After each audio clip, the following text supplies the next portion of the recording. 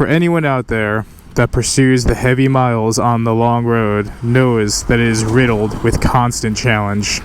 Despite all of your best efforts to make preparations for the worst case scenario, even still, you may find yourself navigating nightmares that are going to flay your soul down to the bone. But like everything in this world, the road also states its opposite. And where the road is going to be littered with inevitable challenge and hard situations, so will it also have its benefits. For one, after that first 5,000 plus mile bike trip, you're going to find that you've come back a harder rider. On a day where it's 35 degrees and covered in rain, this is a day where most people would be hiding, not riding. But for those who have experienced the long miles on the bike trip, this is just another day. Because when you're out there and it's just you in the road and there's only miles to make, days like this, you don't have a choice. Because there's no such thing as bad weather, only bad gear and bad mindsets. Like many of you, in order to pursue this lifestyle of heavy miles, I have to work a really challenging 9 to 5. And the other benefit is not only will these bike trips harden you as a rider, but they'll also harden you in every aspect of your life. When things are burning down at the job, suddenly you have a different perspective, because very rarely are things going to be as bad as they could get on the long road. So anyway, I am FXDLSBROOKLYN. For those of you who are new to the channel, I'm a distance rider from out here in Brooklyn, New York. And what I'll say is where I'm definitely not one of the biggest fish, there's guys out there that are doing 100,000 miles in one given year. I'm definitely no stranger to the heavy miles throughout the last decade. Hell, this bike that I'm on right now, one of many bikes that I ride, is about to tick over 70,000 miles.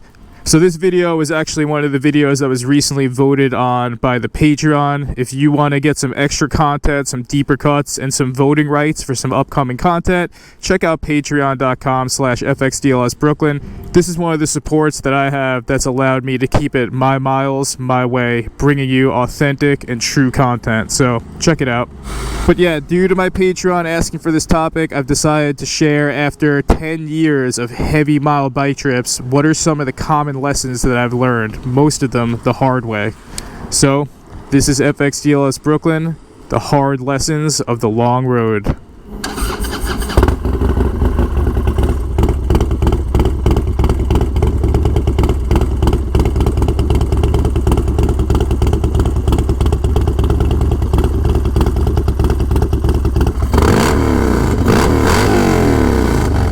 And as we start the bike, we start the first lesson of the long road, which is you just have to start. Not many people know this, but I do have a background in math and science, and if you've ever studied physics, then you know what the law of inertia is, which essentially says that it takes the most effort to get an object to start moving. But then once in motion, it is easier to keep said object on the trajectory. This exists when it comes down to heavy motorcycle trips.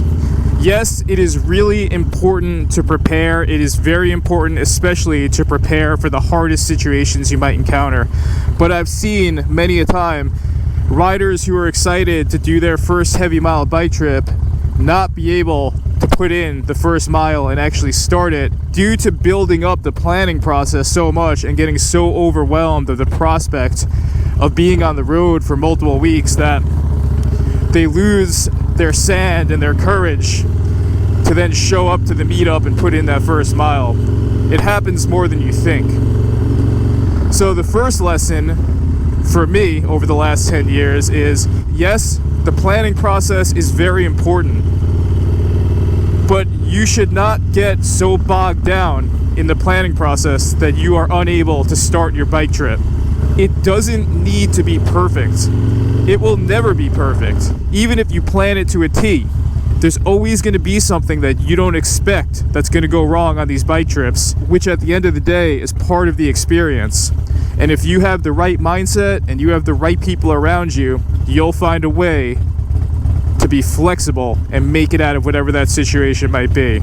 So the first lesson on my end is just start.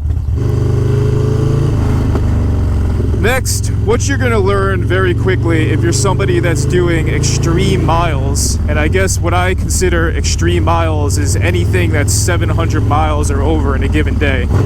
when you're on your bike for that amount of time, suddenly the smallest details begin to matter. This comes down to all sorts of things, from comm units to earplugs to the seat on your bike to the way you set up your bike. Things that you would never notice on a standard day of riding, say 100 miles, all of a sudden are a very different thing when it comes down to the extreme miles. So dialing in the details is definitely important. Bar jobs, fairing jobs, all that stuff gets a lot of attention. But when you're putting in the heavy miles, the details truly matter. The next lesson of the long road is, of course, refrain from making any big changes to your bike right before the trip. I've learned this lesson the hard way back in 2017. I knew I was going to be riding in the West in extremely hot conditions, so I knew that I had to install an oil cooler on my bike. That's all well and good, but the problem with this is I decided to do this a week before leaving on a 5,000 plus mile cross-country trip. Well, those of you who followed me back in those early days watched said oil cooler explode on the side of the road in Ohio, creating a very, very hard situation very far from home. But also, as everything states its opposite, especially on the challenging bike trips, creating a very memorable lesson that I would take to heart for the rest of the years of my riding. Another example of this is if you followed my recent coast-to-coast trip this summer, Vong Asphalt decided to completely change out his brake setup the day before the trip. And as a result, we had a true situation of calamity also in Ohio, where my brother Vong Asphalt lost his brakes. Didn't even know that he had lost his brakes. And yeah, that was a hard situation to navigate, which would have been avoided if that had been dialed in a month or 2 months before the trip. So you want to dial in your bike way before you start that bike trip. That is an important lesson. The next lesson is, as you can see right now, as I've said, these bike trips harden you. I don't see any other bikes out right now because most people don't want to ride in mid-30s when it's covered in rain. But once you experience this on the bike trip and you don't have a choice, it suddenly makes days like this just regular days of riding. You'll come home and you're no longer cherry picking your days like a lot of people do. It doesn't matter what the conditions are. It only matters that you're prepared and you have the will to ride. But I'm digressing. The next lesson is the importance of staying dry. And, you can watch any survival show, say like Alone or whatever, of why it's so important to keep your gear and your load up dry, especially in challenging situations like being on the road for 4 weeks. If everything in your bike and your bag gets wet, you cannot imagine the challenge that creates, especially if you're basing your trip around moto camping. So it is a priority that you keep both yourself and your gear dry at all times. The way to attain this is with a couple different things. Number one, as you can see, I am wearing a quality set of rain gear. There is a lot of rain gear out there, and a lot of it is really bad. What I found throughout the 10 years of doing my bike trips is the best rain gear, believe it or not, is from Harley Davidson, the factory themselves. Sometimes they just do it right, besides making motorcycles. So, again, this gear that I'm wearing has kept me dry in conditions that were so torrential that the government shut down the road I was on. And when I hung it up at the gas station waiting for the road to open back up, I was completely dry due to this rain gear. Another thing not to sleep on, and I'll do a separate video for this, is my handmade sissy bar bag, the Roadrunner from Mad Squirrel up in Canada. Again, regardless of the conditions, everything I keep in my sissy bar bag never gets wet. That's due to not just a quality handmade sissy bar bag, but the fact that it's made by someone who truly puts in the miles themselves. I can't say enough good things about that bag, and again, it does deserve its own video, which will be coming soon. And the third thing is, it's one thing to play the rain game when you're in your hometown, but when you're on the long road, don't play the rain game. That's why my dad gets pissed at me all the time, but when I start to see those clouds coming through, I'll be the first to signal that we got to pull over and put the rain gear on, because I've just been on the wrong end of the rain game too many times, and it's just not a situation you want to be in, especially if you're going to be setting up camp in a couple hours. So it's always better to be safe than to be sorry when it comes to putting on your rain gear. And one of the things I like, again, about my Harley Davidson rain gear is how easy it is to get on and off over my boots. Finally, in terms of dryness, say, you know, even with that being said, sometimes you're in the worst case scenario where the sky just opens up and there's nothing you can do. Setting your bike up to protect you against the elements is also a huge win when it comes to staying dry. You know, this bike is set up for, if I don't even have my rain gear on, a significant part of my body is still gonna stay dry. The Street Glide was like this back in the summer, and my Road Glide is the same way, as well as my Lowrider ST. And that comes down to just investing in wind protection as well as rain protection when it matters. The dreaded tunnel. The next lesson that I think is important after doing this for 10 years, and this is more for me as a content creator, but I think this could actually translate to anyone, regardless if you're a content creator or not. And this is,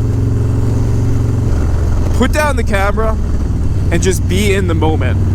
And the thing with your bike trips, especially your first couple, is everything is going to feel epic, everything is going to feel picturesque, and you're going to have your phone or your camera out all the time recording everything.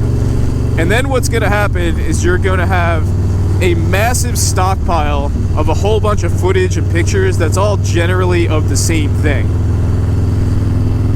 After doing this for 10 years, one of the biggest blessings to ever happen was on my last bike trip where I did a coast-to-coast trip, and I had an issue with my iPhone where it erased a massive amount of content that I had captured throughout the bike trip. In the moment, I was really upset about this for about a day or two. Like, I was on a coast-to-coast bike trip with my dad. I had, no idea if this was going to be the last one or not. So there was a lot of content on there that was really important to me. So in the moment, you could ask my dad, I was really, really upset about it. But then when I got home and I had to cut the biggest undertaking of my career, which was doing an hour-long video documenting a 7,000 plus mile bike trip, I was actually really relieved to not have that content there and to have less. And I was actually able to do less and tell a better story with less than more.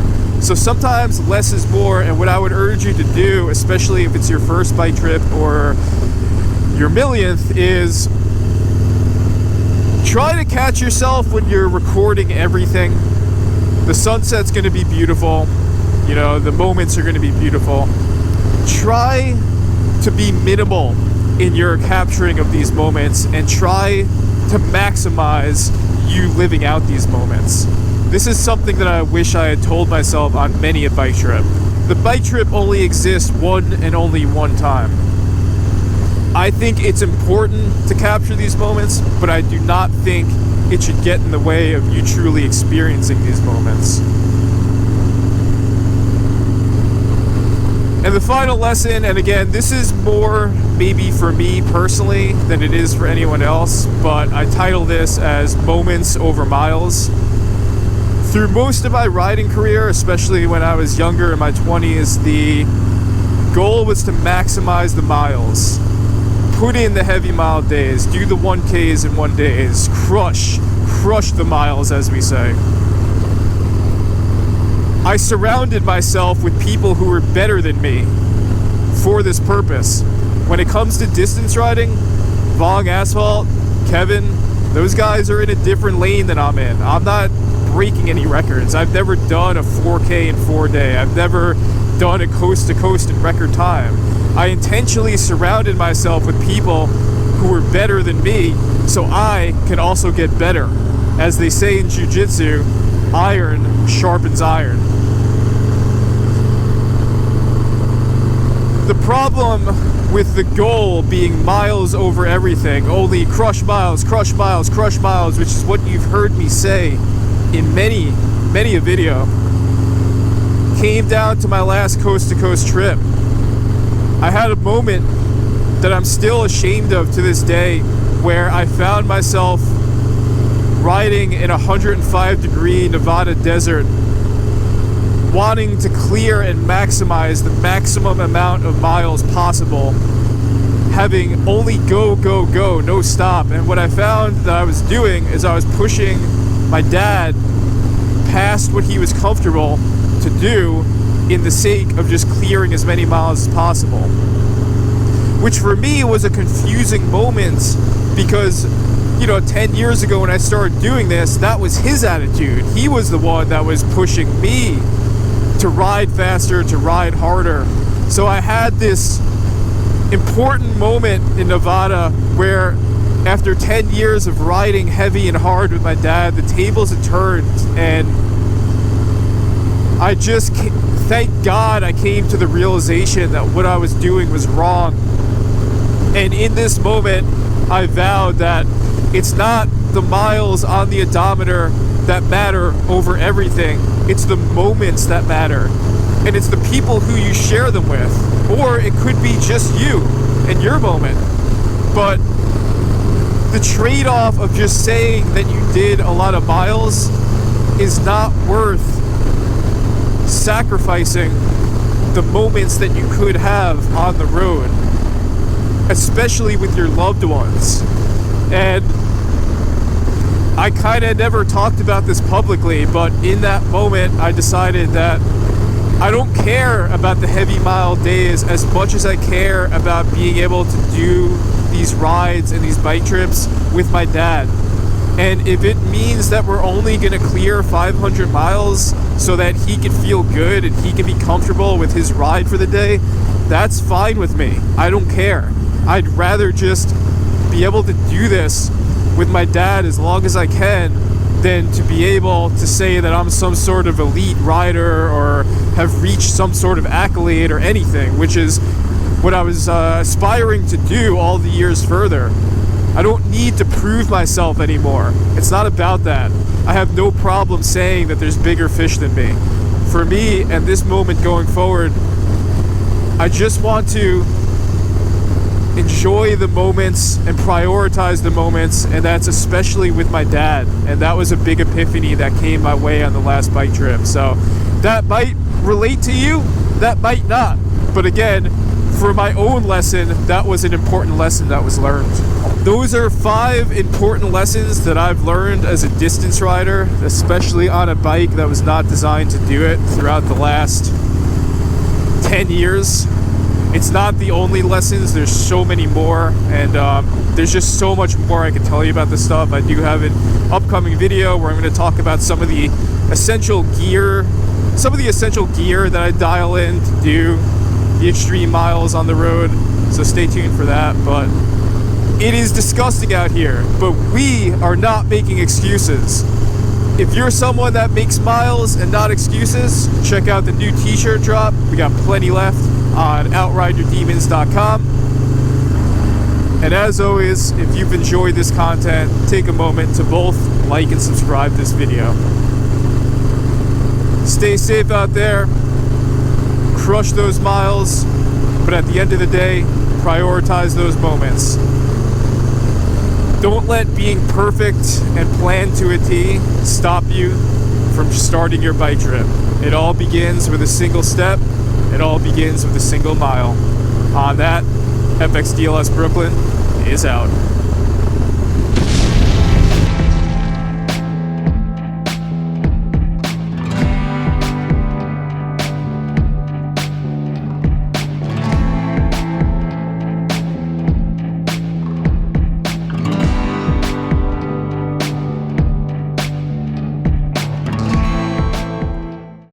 Goodbye.